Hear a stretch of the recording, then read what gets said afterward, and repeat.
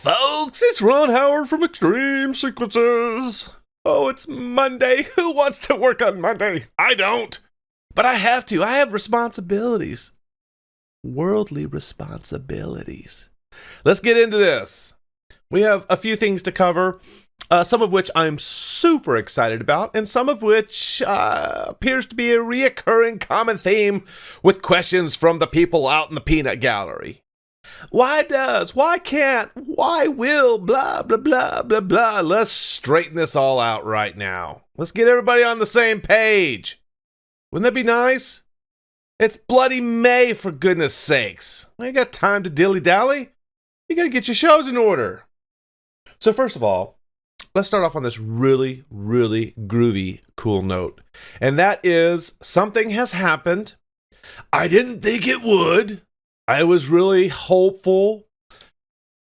I mean, let's face it, it's not easy to get on this Black Arrow drop-down list. It's not easy. It's not easy to do it. But now, when you want to download one of these props from other companies, such as Buscoyo. It's actually Buskio, for the rest of you that may not know this. It's Buskio. James told me. Everyone's been saying it wrong, and you should feel ashamed of yourselves. Buskio. Stop calling it Buscoyo. Anyway, I digress.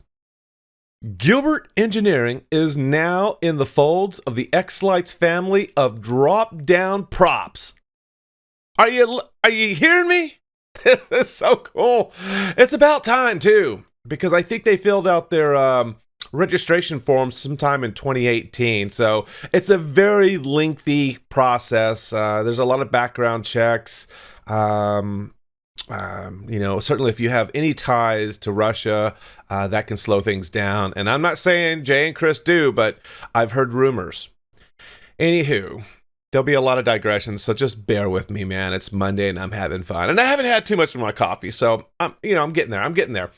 So anyway, just as you would see with Buscoyo, where they have their Christmas, Halloween, Valentine's, Easter, other holidays and stuff like that, now we have Gilbert Engineering with 3D arches, candles, candy canes, combo props, Easter faces, figures, first response and military flakes, Halloween, Hanukkah, high density letters, magical miscellaneous ornaments, poles, presents, Santa, signs, singing, spinners, spooky St. Patrick's Day, stars, symbols, trains, trees, Valentine's Day, words, wreaths. These guys have time to breathe. That's a lot of stuff in a short amount of time. So anyway, they're all in there. I do want to give some caution here when you're looking at specific props, like stars. You've heard me say this before. If you can make a star in X-Lights, make it there. Don't download it. Same thing with Buskio. Don't download their regular 270 node star when you can make it in X-Lights. The effects will look 10 times better. I have other videos on that. But when you come to things like the flakes, these are perfectly good to use to download, and you want to. Let's just go with the Flake D. And, oh, it's not showing the picture. What happened here?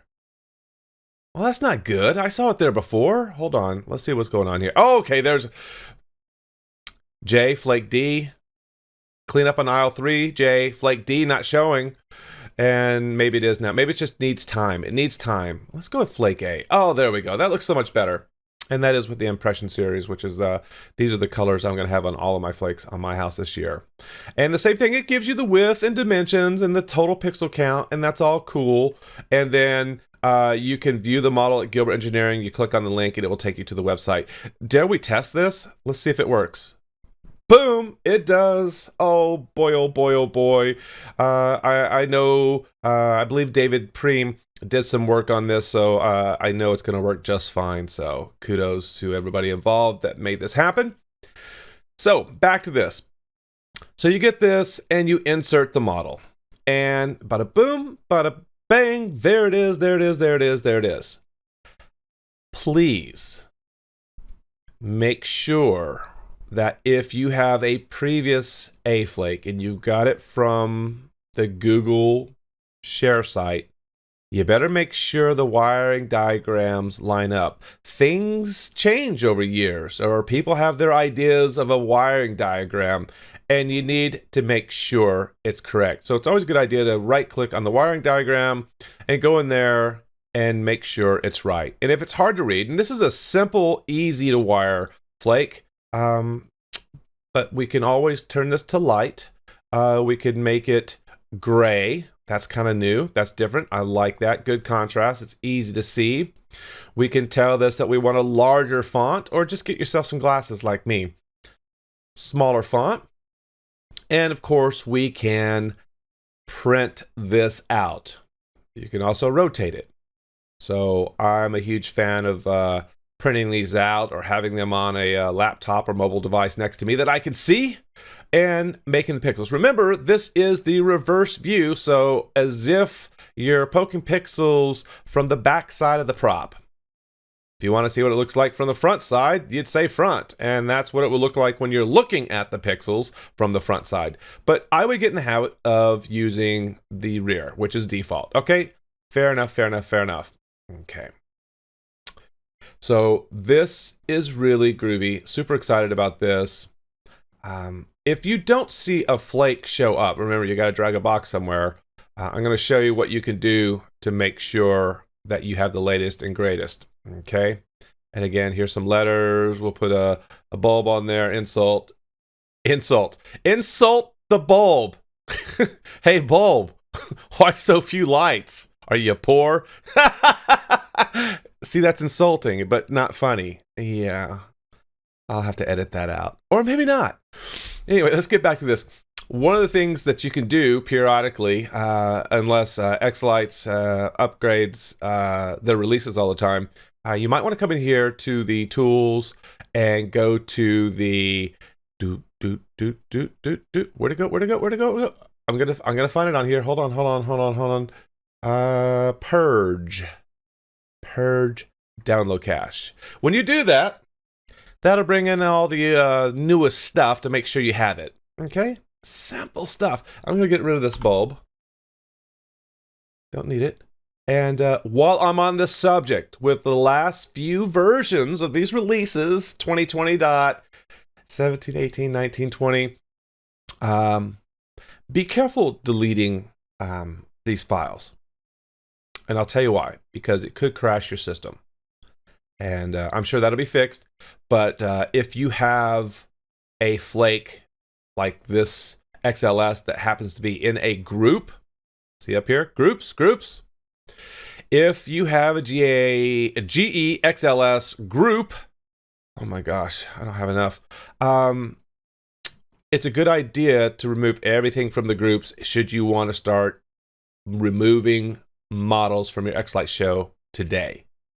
You don't have to, just leave it alone. Wait, because this has been crashing X-Lites trying to remove an entire model that might be in a group. And it's not just the model itself, it could be its submodels in a submodel group like the sticks, right?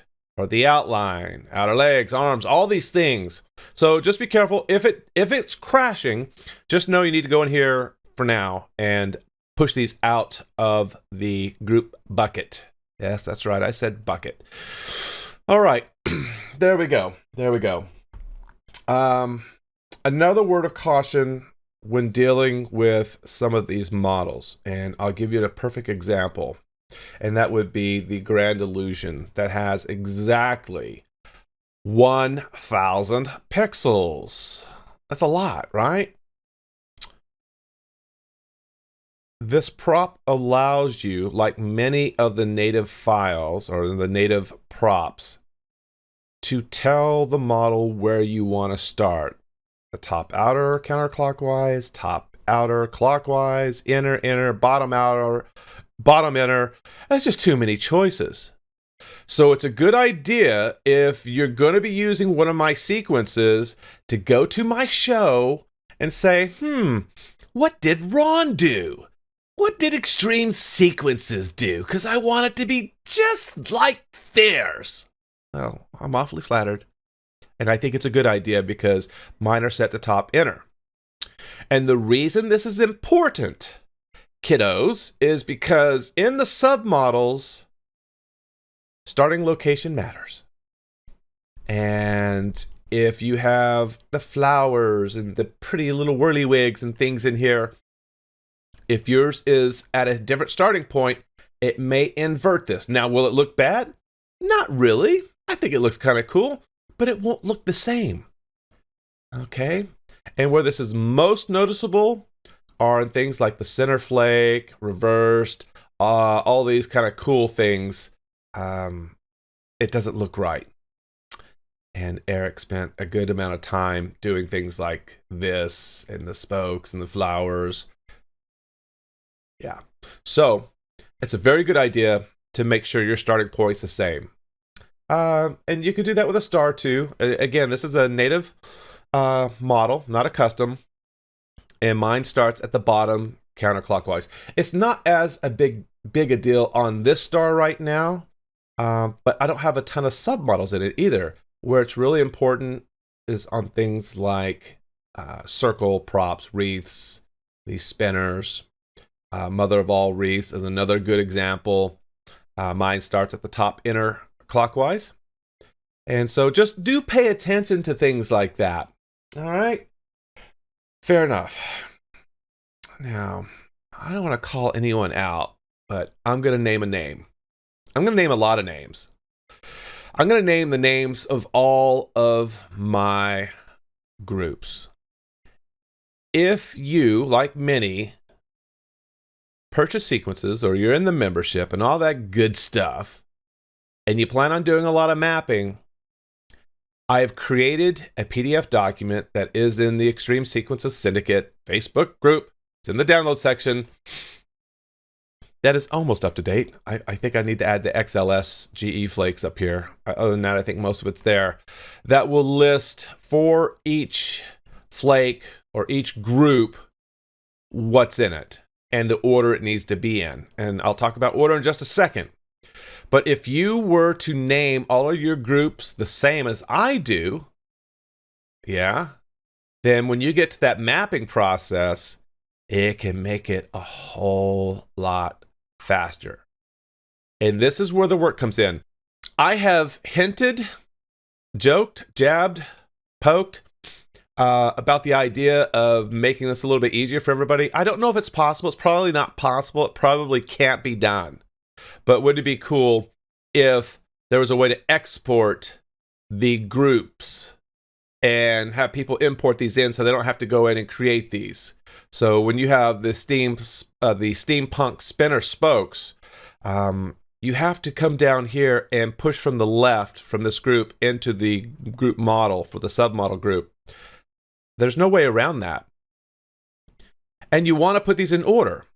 So if I have 4 steampunk spinners, which I do, and I have spokes that were done on each of them, you want to put these in here. You want to go spinner 1, spoke 1 through 10, spinner 2, spoke 1 through 10, spinner 3, spoke 1 through 10, spinner 4, spoke 1 through 10. It's important.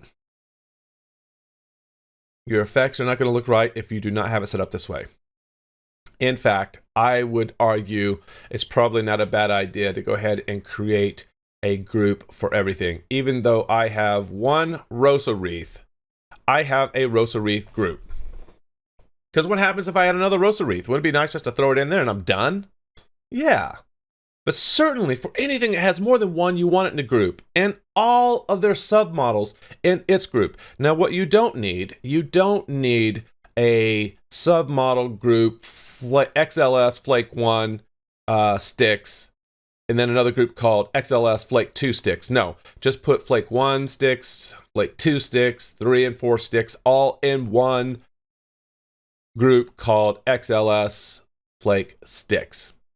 And go by the naming conventions. This will save you a ton of time, and I'll show you in a second what that really looks like.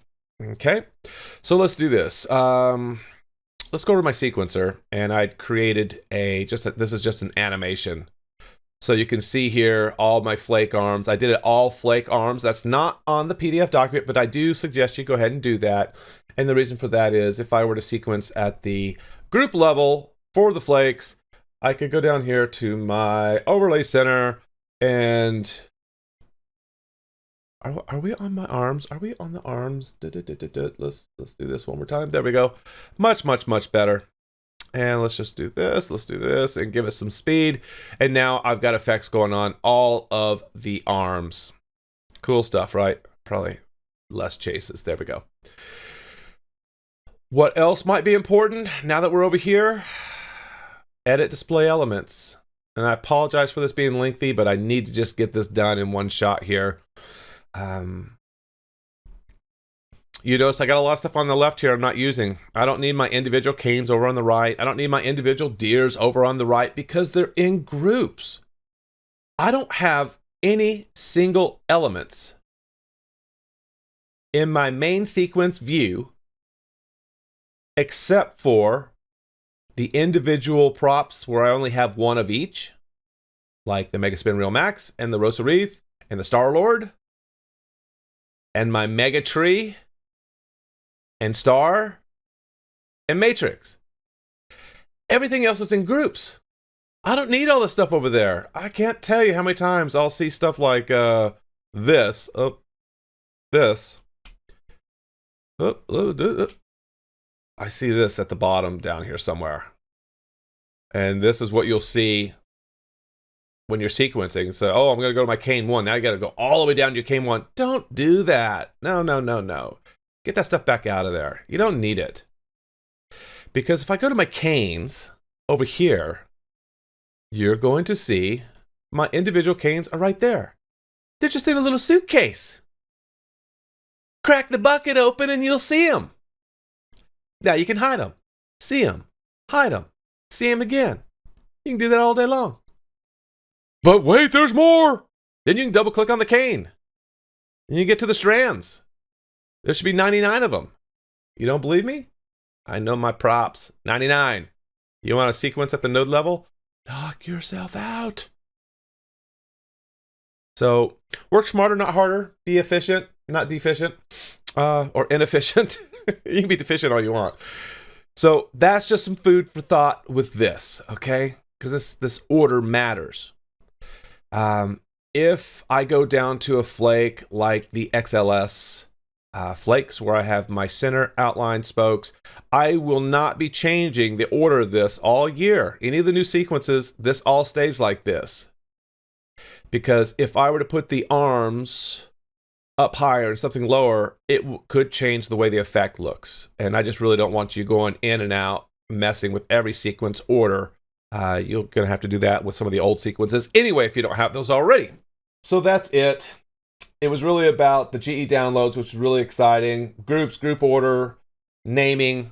And real quick on the naming, if I were to import effects and I go to a sequence here somewhere, blah, blah, blah, blah, blah. Sure, let's just bring in, let it go 2020. Yep, that's good. You will see here in the sequencing window, you always want to first pull in these guys here.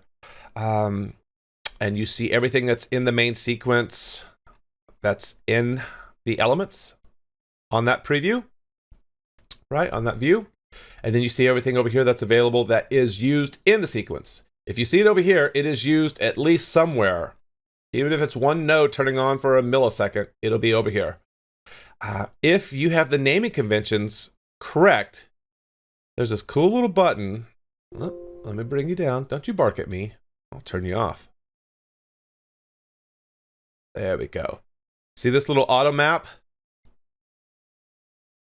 Look at that. I just auto mapped my entire show. Let's see. Did it miss anything? Did it miss anything? Nope. Pulled everything over. So if you can get your names like my names and you click auto map, that's going to make your mapping really, really fast. Now, that doesn't mean you can't change things. You can say, well, you know what? Over here on this Arch 1, I don't want that. I want to put Star 1 there. You can go to town. Go crazy. It doesn't matter. But the mapping process can be lengthy with the number of models. So make this easier on yourself. Folks, that is it. Congratulations to Gilbert Engineering for getting their props in the XLice downloads. Super, super happy for them. It's May. Get your shows tested. Get ready to go. For all of us self-isolating, We'll get through this. Be cool, stay calm, be sensible, and we'll catch you guys later.